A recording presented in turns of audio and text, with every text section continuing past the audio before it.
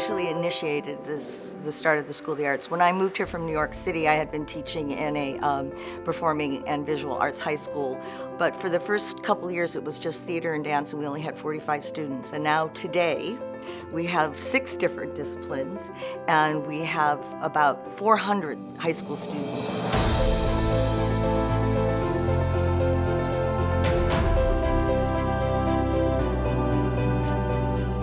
We've come a long way, from 25 years ago when it was an after-school program.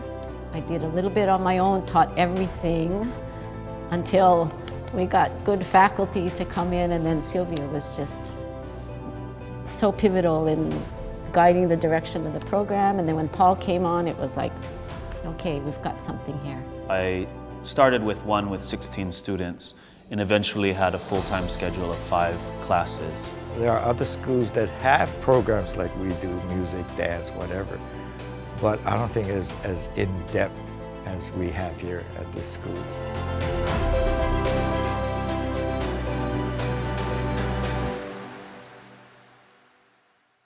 Because the scope of opportunities of what is offered here, there's no reason why a child cannot find their passion while here at Mid-Pacific. We have 6 things that we consider certificate programs here at the School of the Arts. And for a certificate program to exist, it means that the students are doing a focus in that particular area. We've got teachers here who are well-renowned, well-educated, people who've actually been in the field working, touring, performing, and so we bring that aspect. They really encouraged us to push our boundaries, both as dancers and as choreographers, and exposed us dancers to the artistic world outside of Hawaii.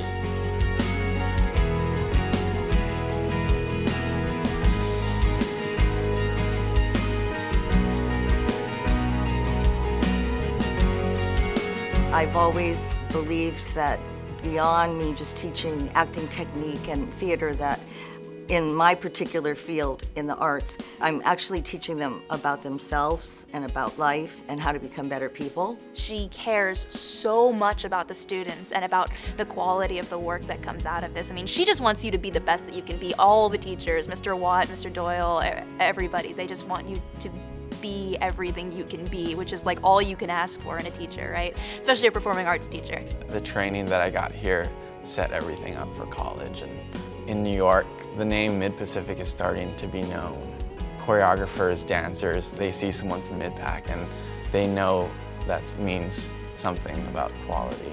I'm going to London for my next 3 years in college. I decided to do just my foundation year in Paris, and the school that I'm going to be attending is known for their historical costume design and shows like Downton Abbey and Doctor Who and lots of different British pop culture.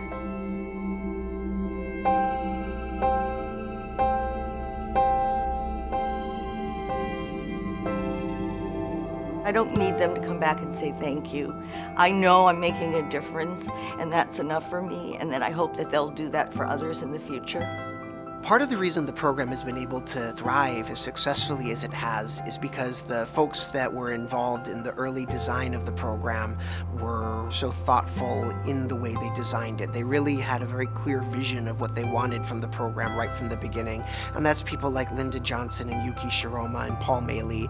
And I think if the program has done as well as it has, it's been because of the groundwork they laid right at the beginning.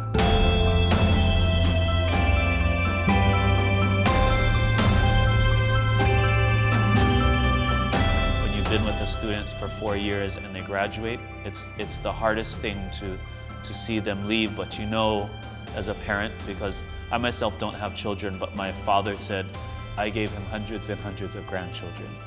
And so it's really important to me that I have an impact on children's lives.